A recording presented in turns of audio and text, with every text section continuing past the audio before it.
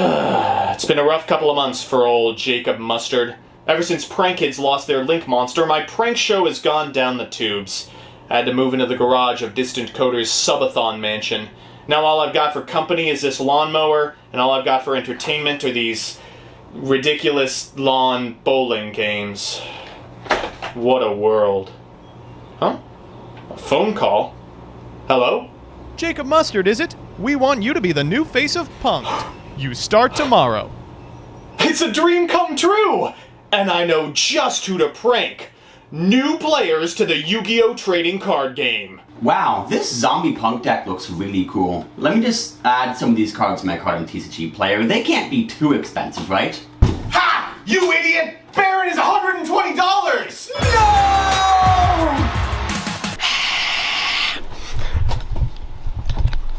Okay, this is a little bit crusty, but I can do the full combo. So I normal summon Zeom and... No! I can't believe it. My deck got banned. It wasn't even that good. It was like the 6th best deck that was playing the P.U.N.K engine. Oh, I can't believe this.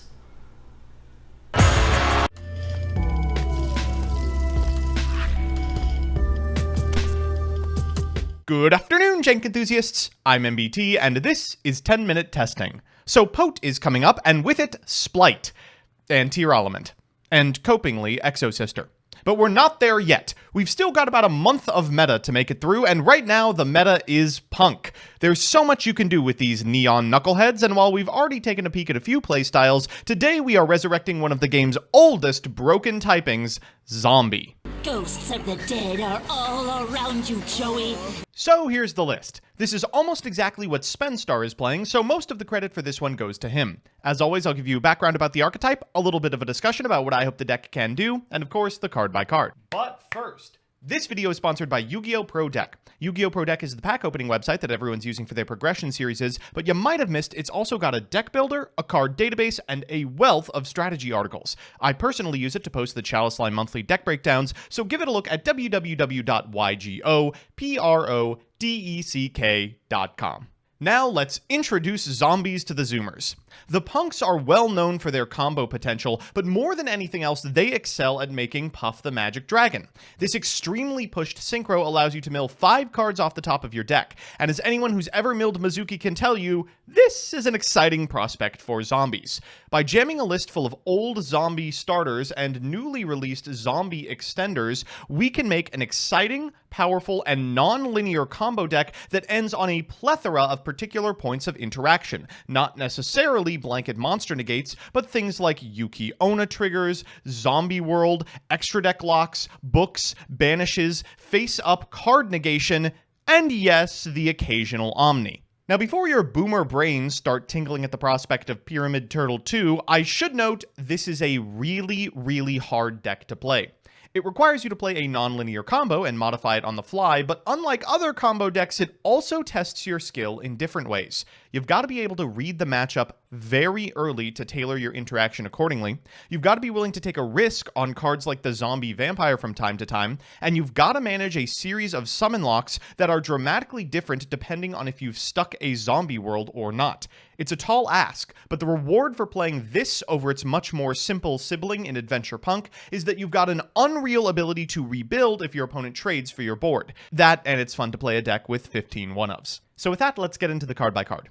Now, I will warn you, this is going to be a much longer card by card than usual, and that's because each card in this deck serves a very specific purpose. And there's a lot of cards in this deck. First up are the Punks. Now, of course, the purpose of the Punks is to make Chaos Ruler, but Ogre Dance deserves special mention because it is an 8-star Dark Monster for Zombiestein. It can't be made, for instance, with a Foxy Toon. We're playing 3 Zeoman and 1 Dianote alongside a Shirakusai. I know some individuals have cut this card. I do think it smooths out a lot of really bad hands, and this deck is more than capable of making bad openers. Speaking of, 3 copies of Necroworld Banshee. This card is unfortunately non-negotiable. You can't run less than 3, and that's because you're going to want to send this card to the graveyard using your random mills, not your targeted zombie sends. You've got a couple of cards that send from deck to graveyard, but you really want to be seeing this before then, and the reason for that is because you're going to be zombie locked very early, and activating Zombie World ensures that that lock doesn't hurt you that much. Now, 3 Necroworld Banshees in 15 tries through your opener and Chaos Ruler and Zombie Vampire is not that hard to hit, but occasionally you will miss and your end board will look a lot worse for wear. That said, we can mitigate some of the damage by playing 3 copies of Unizombie. Turns out this card is still good in the year of our Lord 2022. Sending a zombie from the deck to the graveyard is nothing to shake a stick at, especially when our other starter can be special summoned off of emergency teleport. To Mizuki, this card is fine to hit off of something like a Chaos Ruler, but it is not necessary. For that reason, I am not playing 3 because it does tend to gum up hands. Next up is 1 Gozuki. The problem with this card is math. Because you have a lot of cards that you want to be sending off of your targeted zombie sends, occasionally you will draw them. Gozuki as an inclusion in the deck, even at a singular copy, is a great way to ensure you can send the Gozuki rather than the targeted monster you would want to send. Use the effect of Gozuki in graveyard under Zombie World, banishing like a Zeamin, to summon it from hand. It's a great way to get a card into rotation that you would not be able to otherwise.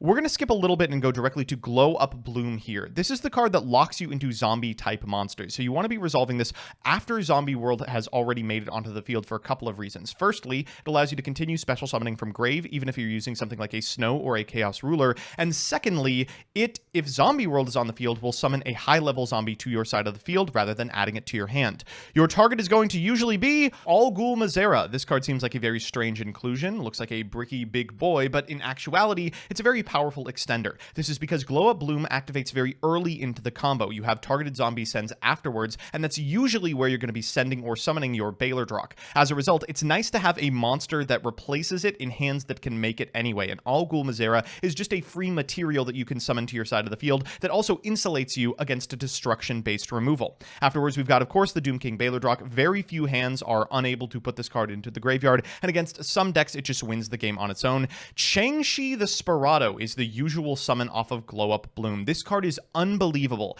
During your main phase, it allows you to send a zombie monster from your hand or deck to the graveyard, and if it's banished by way of, say, Chaos Ruler, the Chaotic Magic Dragon, you can banish a zombie monster in the graveyard to special summon it and place it on the bottom of the deck when it leaves the field. It has a very, very favorable star line as well. For Mad Mauler, this card, the Plague Spreader Zombie lookalike, can target a level 6 or higher monster you control, reduce its level by 2, special this card, and then of course you are zombie locked while this card is face up in the monster zone. Routinely, you're going to be using Changshi the Sparado to summon a Mad Mauler by way of its own effect, and then synchro summon the now 4 Changshi Sparado and the 2 Mad Mauler into an Immortal Dragon, sending an additional zombie monster from your deck to the graveyard. We are also playing a Plague Spreader, just nice to have a tuner that we can summon off of something like Hulk in weird corner cases, and it's an extender that allows you to put a card from your hand back on top of your deck in a really, really corner case scenario where you have to send like a Mizuki from your hand back to the top to get the extenders necessary to go into a powerful play. We're playing a Fairy Tale Snow because we have the ability to send it to the graveyard, and this is one of the most powerful cards I can't believe Konami removed from the list. Speaking of cards that shouldn't be unbanned, Jet Synchron is king in this deck. It's a great way to turn your Glow Up Bloom into not necessarily a Garnet by way of discarding it for the effect of the Jet Synchron in graveyard. After that, we've got 1 copy of Destrudo, the Lost Dragon's Frisson, another tuner that is a great extender from hand at any point in the game, and of course an Artifact Scythe because we have access to Dagda as well. Now, notably, that Dagda has to be made with probably the Glow Up Bloom and 1 additional monster because you're going to be zombie locked at the point of resolution of Glow Up Bloom, so you're going to have to plan accordingly. After that, we've got a Foolish, a Called by the Grave, triple Forbidden Droplet, triple Emergency Teleport for these Yamen, and 2 Zombie World. In the extra, we've got Psychic and Punisher, we've got Baron de Fleur because you have access to 10-star monsters via the TG Wonder Magician and the Scythe that will be summoned on your opponent's turn. Red Eye's Zombie Dragon Lord is a 10 you can make if you are zombie locked, which happens quite frequently.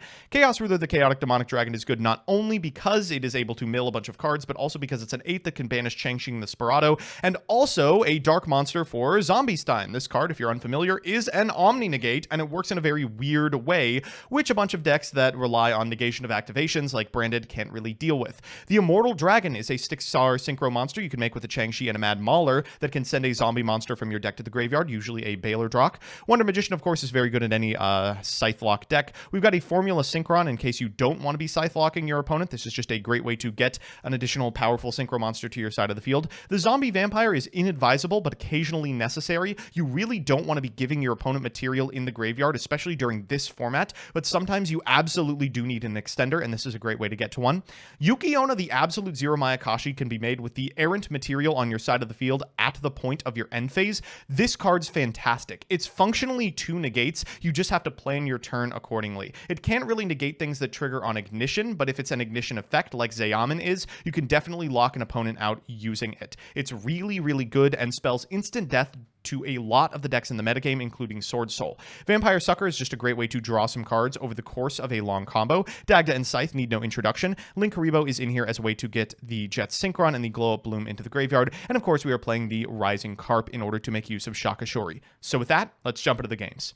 Our first match is up against Dynamorphia. Now, we have won the die roll, our hand looks fantastic, but we still might be in for it. This is because Dynamorphia, despite being a trap deck, actually has a pretty good time going second. All you have to resolve is a Ferret Flames or a Torrential Tribute, and you are back into the game, and trap negates are few and far between. Let's see what we can make in order to mitigate it. Now remember, resolving this combo is going to require constant vigilance and assessment of the board state. So we're going to begin with an emergency teleport for a Zeyaman, we're going to activate the effect, and we are going to add from deck to hand a copy of Foxy Tune. This allows us to send the Plague Spreader in hand to the graveyard as we go for Dianote, and we'll activate the Ogre Dance as well, so we can both thin our deck and get a Dark in the graveyard for a later Zombie Stein. We're going to go for the Dianote here for a Foxy Tune, expecting that we might have to go for a copy of Zombie Vampire. We mill a bunch of cards, and among them is not, unfortunately, a copy of Necroworld Banshee, but by using the Gozuki we milled to banish the Changshi, the Sparado, we can actually get one into rotation here. We'll go for the Changshi after bringing back the Plague Spreader Zombie, so we have a tuner on field, and then we'll make a Crystron Halqifibrax with the Zombie World up to make a Glow Up Bloom. From here, we're going to make Dagda before we are zombie locked so that we can later trigger the effect in order to get ourselves a Scythe. We'll go into Sucker here and then bring back the Ogre Dance, triggering Sucker and Dagda in sequence so we can set this copy of Scythe and draw a card. Important to do it like that so we don't accidentally draw a Scythe.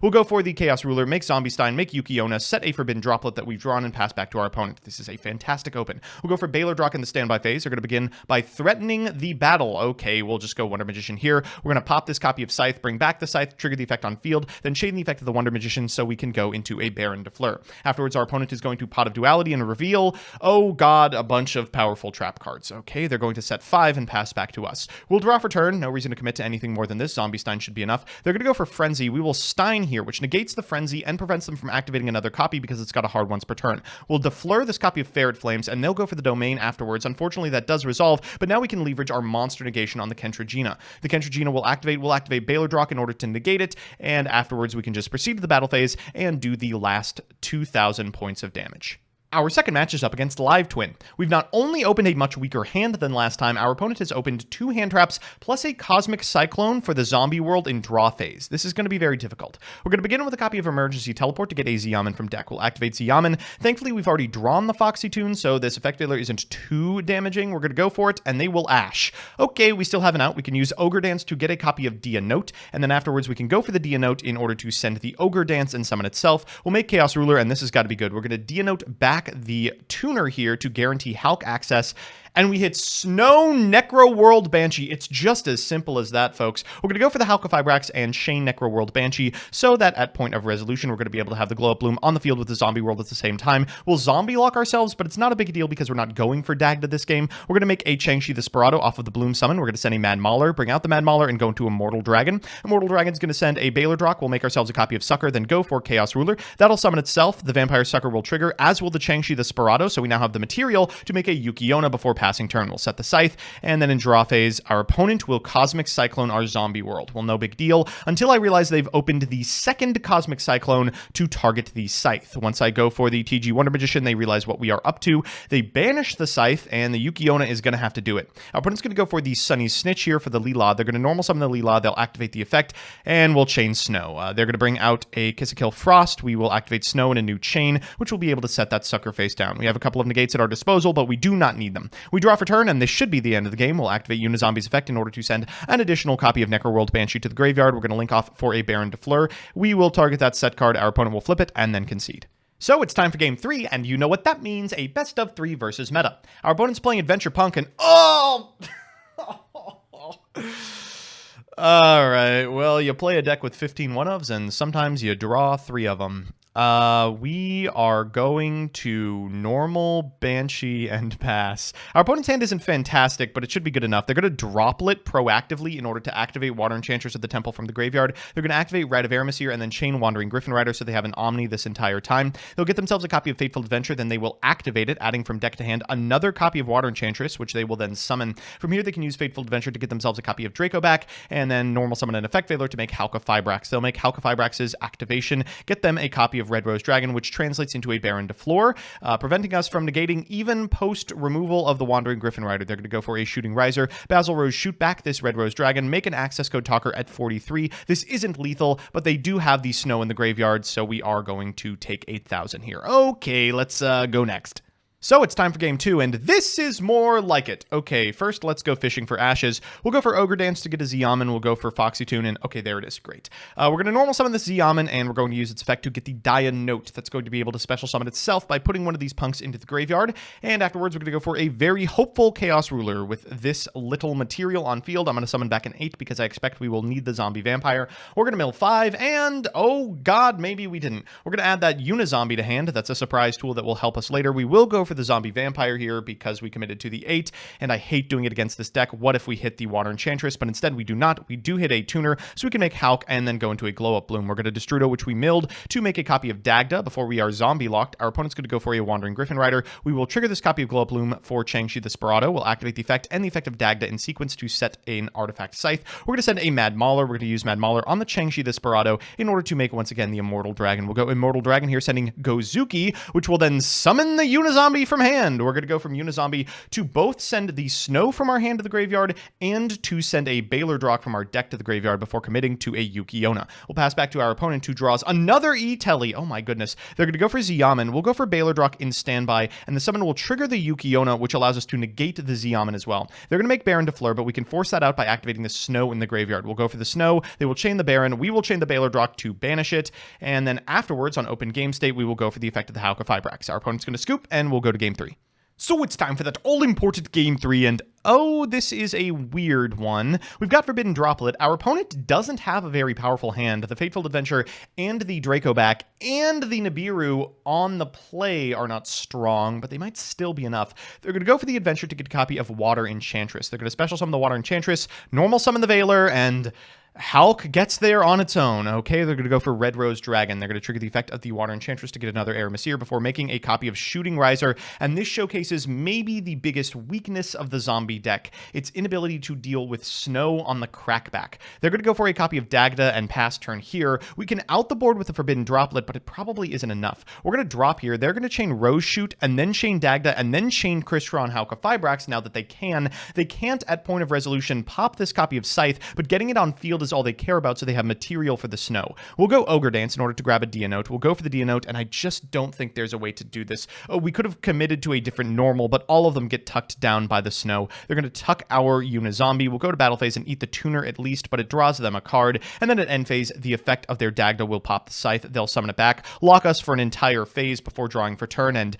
that should be it. They're going to go into a Selene. It doesn't have enough to reborn yet, but that's not much of a problem. They're going to go for the Fateful Adventure, followed up with the Rite of Aramasir, summon this copy of Wandering Griffin Rider, and after summoning the Water Enchantress of the Temple, I figure let's just go ahead and scoop it up. No reason to prolong our suffering. So we're back with a deck, and it looked so capable, with one enormous exception.